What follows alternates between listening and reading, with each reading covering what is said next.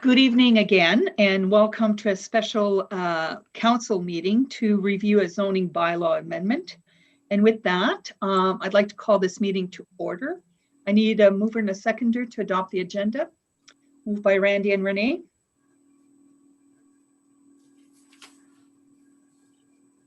All those in favor? Thank you.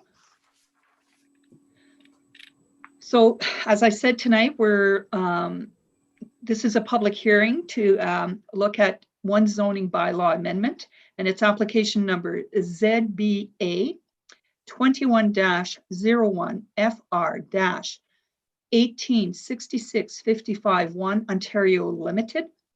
The Planning Act requires that a public hearing be held before council decides whether or not to pass a zoning bylaw amendment. The public hearing serves two purposes. First, to present to council and the public the details and background to a proposed rezoning. And second, to receive comments from the public and agencies before a council decision is made. Monsieur Dumont will provide a summary of the application. From there, the applicant will be requested to make a presentation via live webcast, followed by questions from the public via live webcast, either in favor or against the proposal. Council will then have the opportunity to question the applicant, the Director of Planning, or anyone giving presentation. The zoning bylaw amendment will then be considered by council later this evening. Monsieur Dumont, would you please advise how public notice was provided? So notice of public hearing was posted in the municipal office and was sent by mail to the assessed owners within 120 meters of the subject property for the proposed zoning bylaw amendment, and to those persons and agencies likely to have an interest in this evening's application.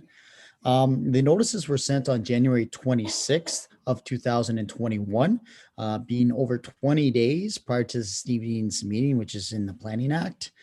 So included with each notice was an explanation of the purpose and effect of the proposed zoning bylaw, and a key map showing the location of the subject property. Thank you. I now declare this portion of the hearing to be a public hearing to deal with application number ZBA 21-01 FR-186655-1 Ontario Limited. Monsieur Dumont, will you please summarize the purpose and effect of the proposed zoning bylaw amendment and provide any additional information and correspondence relevant to the application?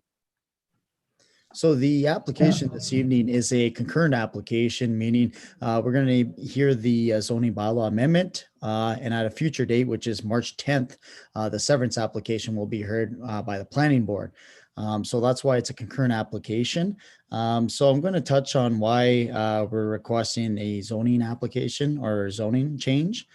So basically the consent is the severance is to create 5 residential rural lots from the subject property, which have frontage on Corshane Road in the municipality of French River.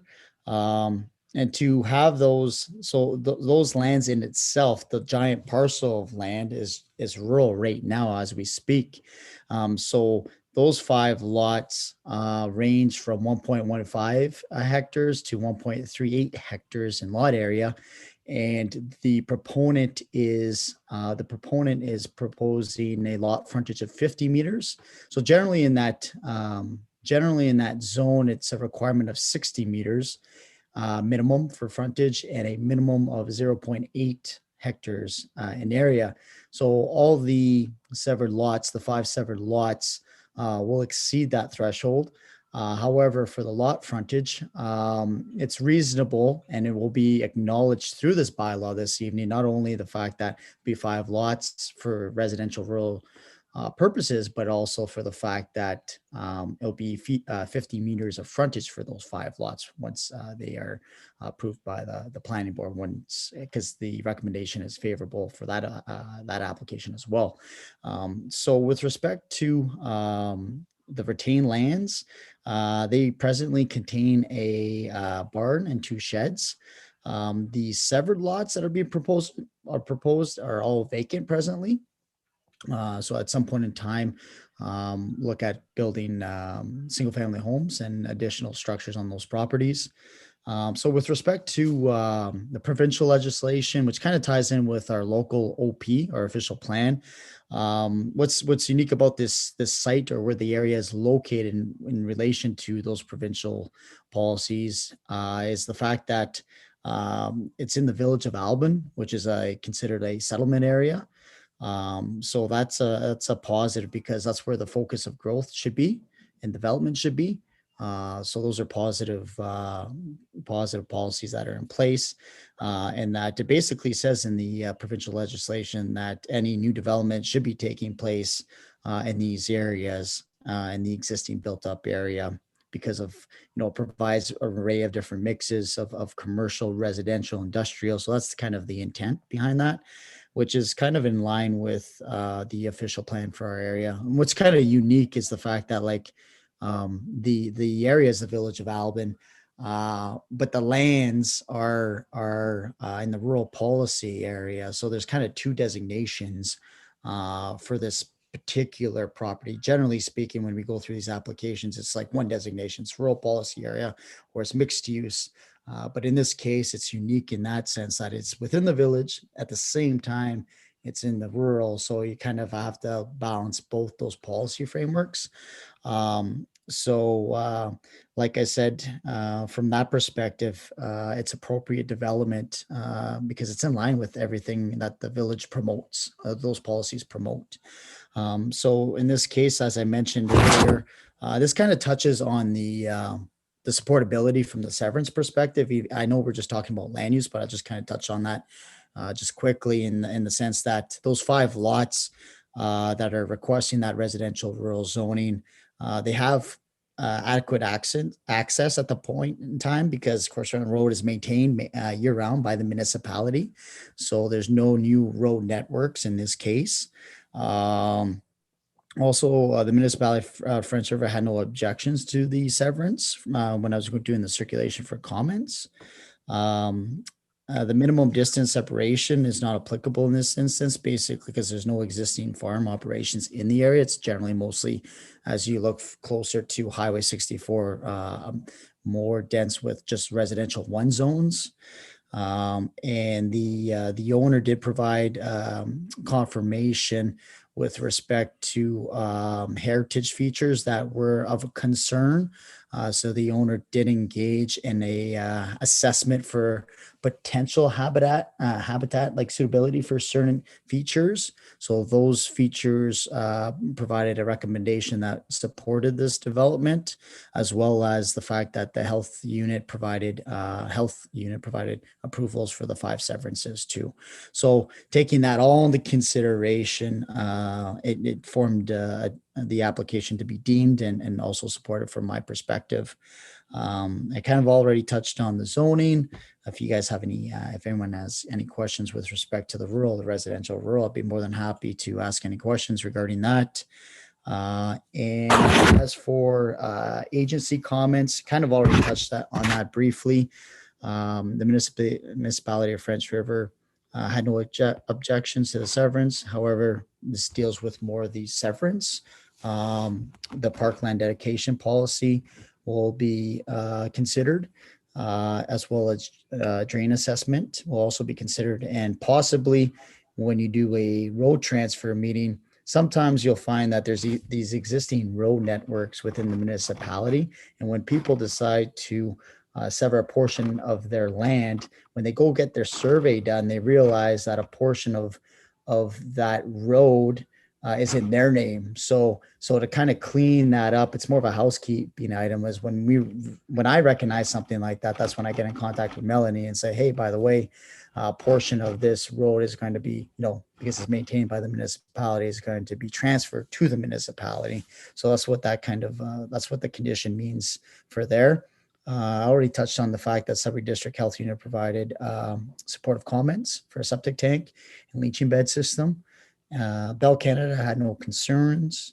Hydro One had no concerns.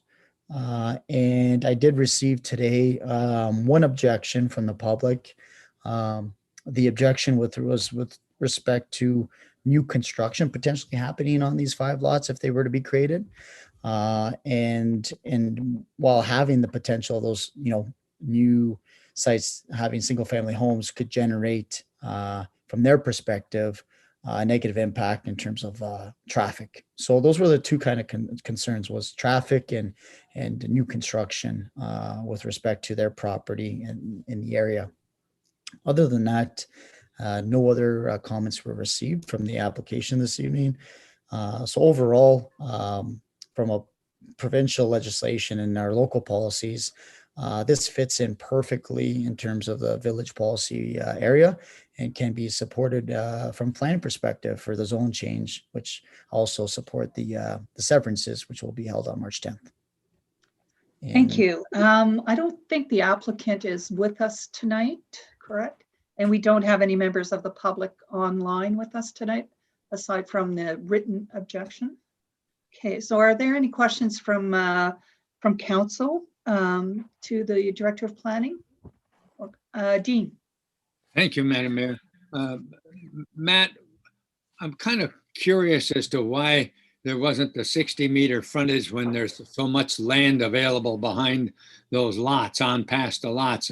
At least, and the road, I would sure could have been extended a little bit if necessary, but what was the reason why not the 60-meter frontage? Thank you, Dean, for the question. It's a good question. At the end of the day, it's when somebody has a kind of a proposal, I don't give guidance to what they would like to do.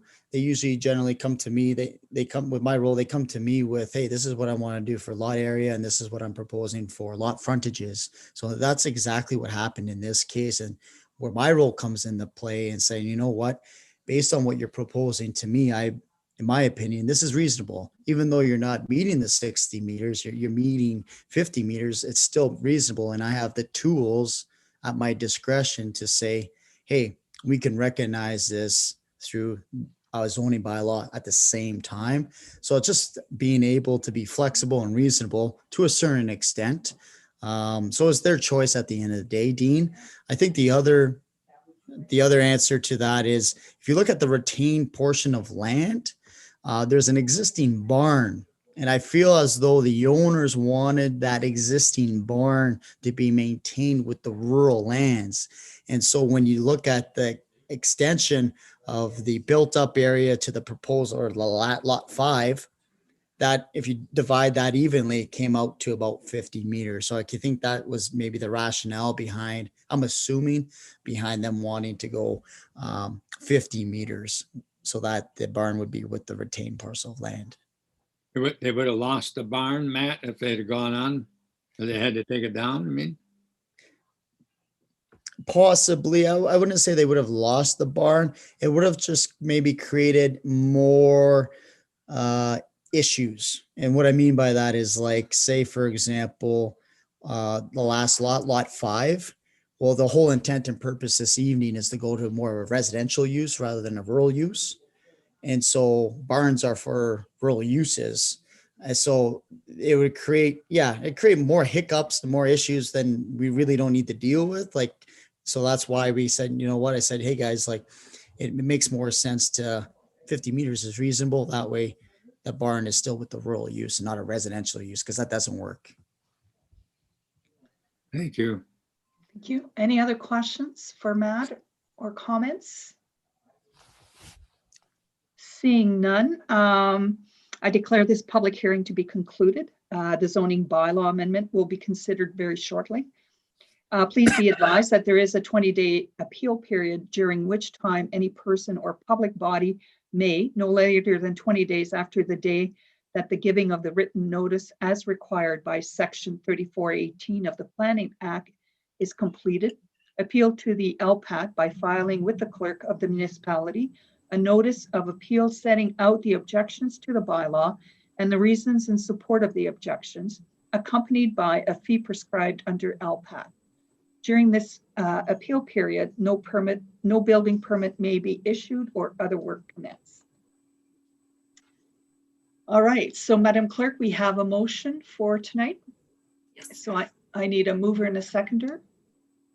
Randy and Dave. It's duly moved and seconded. Be it resolved that bylaw 2021-10, being a bylaw to amend zoning bylaw 2014-23 as amended for the applicant 1866551 Ontario Limited, be read a first, second, and third time and finally passed. Thank you. All those in favor? Thank you. And thank you, Matt. And I need a motion to adjourn. Moved by Renee and Bob. All those in favor of adjournment? Thank you. So thank you, everyone, and have a good week, safe week, and we'll see you soon. Thank you, everyone. Have a good night. Thank you.